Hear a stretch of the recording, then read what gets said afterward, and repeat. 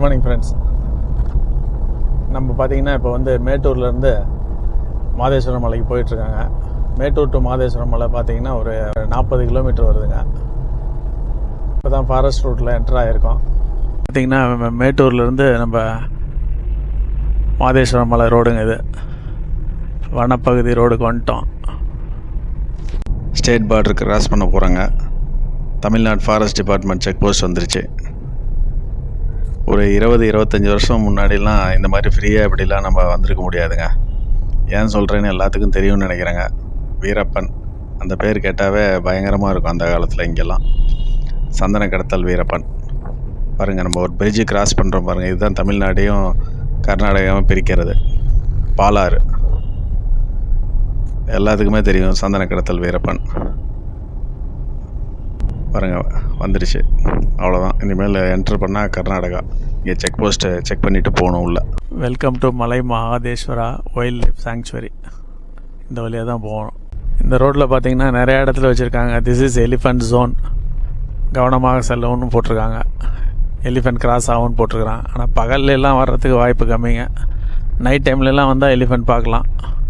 ஆனால் கொஞ்சம் ரிஸ்க்கு அந்த டைமில் வரதெல்லாம்.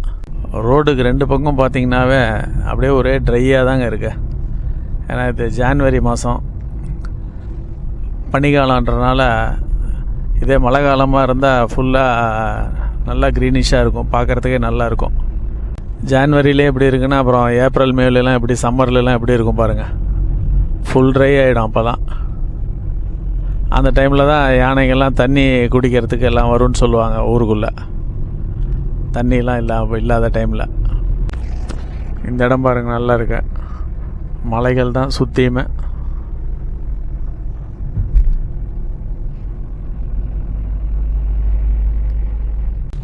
இங்கே பார்த்தீங்கன்னா இலையெல்லாம் காஞ்சி அப்படியே எல்லோயிஷாக இருக்குங்க. எல்லோ கலரில் இருக்குது எல்லா இலையும். அப்படியே மலைகளுக்கு நடுவில் அப்படியே ரோடு பார்த்தீங்கன்னா சுற்றியுமே மலை தாங்க இந்த பக்கம்லாம். இங்கே ஒரு 5-6 ஹேர் பின் பெண்ட்ஸ் ஏறிட்டாங்க. எத்தனை பெண்ட் இருக்குன்னு தெரியல. 4-5 மலை கூடுற இடங்க. கீழே பாருங்கள், பள்ளத்தாக்கு மாதிரி. அப்படியே ரோடெலாம் பார்த்திங்கன்னா ரொம்ப நல்லா இருக்குங்க. வர வழி எல்லாமே பார்த்துட்டேன், எங்கேயுமே பிரச்சனை இல்லை. ரோடு நல்லா இருக்குது. அப்படியே மாதேஸ்வரம் மலை வந்துட்டாங்க. நல்லா பெரிய ஊராக இருக்குங்க. உள்ளே வந்து பார்த்தா இது திருப்பதிக்கு வந்த மாதிரி இருக்குது. காட்டேஜஸ்லாம் ஏகப்பட்டது இருக்குது பாருங்கள்.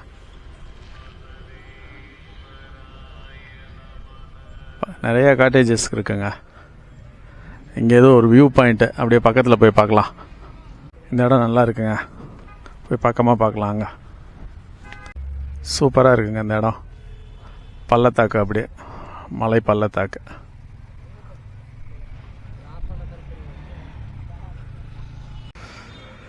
இந்த மலை மேலே பார்த்தீங்களா, தெரியுதுங்களா, சிவன் சிலை அப்படியே புலி மேலே உட்காந்துருக்க மாதிரி. அது இன்னும் ஓப்பன் பண்ணலைங்க.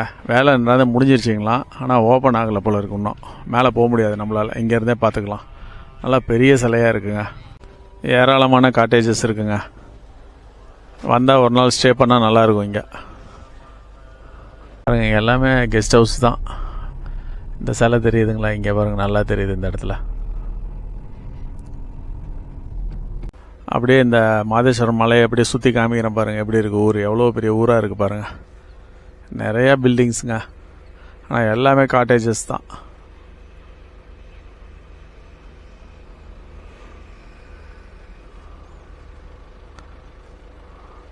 இந்த இடத்துலேருந்து இந்த சிலை நல்லா தெரியுதுங்க. கோவிலுக்கு வர பிரதான வழிங்க இதுதான். எவ்வளோ பெரிய அகலமான வழி பார்த்தீங்களா. அப்படியே இந்த வழியில் வந்து நேராக கோவிலுக்கு வந்துடலாங்க. ராஜகோபுரம், கோவிலோட ராஜகோபுரம் பாருங்கள், எவ்வளோ பிரம்மாண்டமாக இருக்குது. இந்த கோவில் பார்த்திங்கன்னா ஒரு 600 வருஷம் பழமையான கோயிலுங்க. 600 வருஷத்துக்கு முன்னாடி 2 ஜமீன்தாருங்க, இந்த ஊர் ஜமீன்தாருங்க 2 பேர் சேர்ந்து கட்டினதாக வரலாறு கூறுது. இந்த கோபுரத்தை அப்படியே ஜூம் பண்ணி காமிக்கிறேன் பாருங்கள், பக்கமாக பாருங்கள் எப்படி இருக்குன்னு. வேலைப்பாடுகள்லாம் ரொம்ப அழகாக இருக்குங்க பார்க்குறதுக்கு. அப்புறம் இந்த கோபுரத்தோட உயரம் பார்த்திங்கன்னா ஒரு 70 to 80 அடி உயரம் இருக்குங்க. கீழே பீடத்தோடு சேர்த்து பார்த்தா இந்த ராஜகோபுரத்துக்கு இடதுபுறம் பார்த்திங்களா, ஒரு 20-25 அடி உயரத்தில் நந்திகேஸ்வரர் சிலை வச்சுருக்காங்க. எல்லா கோயிலும் கீழே தான் வச்சுருப்பாங்க. இங்கே பார்த்திங்கன்னா இவ்வளோ ஹைட்டில் இருக்குது. எல்லாம் மேலே படிக்கட்டில் ஏறி போய் பார்த்துட்டு தான் கீழே இறங்கி வராங்க பாருங்கள். பக்கத்தில் பாருங்கள் அப்படியே எப்படி இருக்குன்னு. லைட்ஸ்லாம் நிறையா போட்டிருக்காங்க. நைட் டைமில் வந்தால் நல்லா பார்க்குறதுக்கு நல்லாயிருக்கும் போல இருக்குது லைட்ஸோட. இந்த மெயின் கோபுரத்துக்கு ரைட் சைடில் வந்தோன்னா இன்னொரு கோபுரம் இருக்குது பாருங்கள் இந்த சைடு. அது இந்த பக்கம் கோபுரத்துக்கு எதிரில் பார்த்திங்கன்னா ஒரு 3 தேர் சிங்காரிச்சு வச்சுருக்காங்க. ஏதோ ஃபங்க்ஷன் போல் இருக்குது இன்றைக்கி. இந்த தேர்களை பக்கமாக காமிக்கிறேன் பாருங்கள். முதல் தேரில் பார்த்திங்கன்னா சிவன் வந்து இதில் புலி வாகனத்தில் உட்காந்துருக்க மாதிரி இருக்குது. ரெண்டாவது இதில் வந்து காளை மாடு மேலே உட்காந்துருக்க மாதிரி இருக்குது சாமி.